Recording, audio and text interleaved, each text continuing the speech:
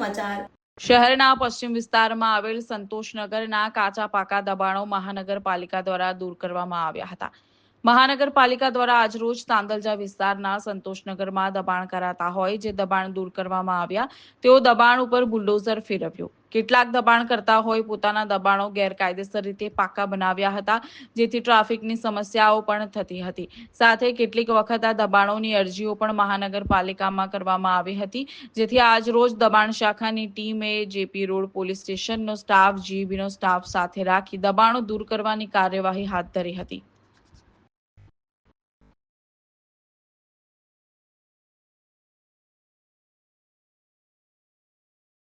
તોડવામાં આવી છે.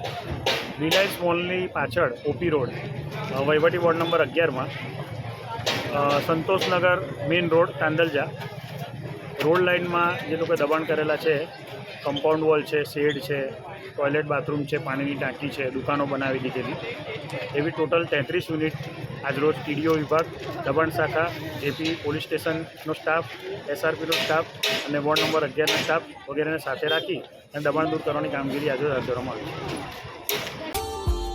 Subscribe now and press the bell icon. Never miss an update.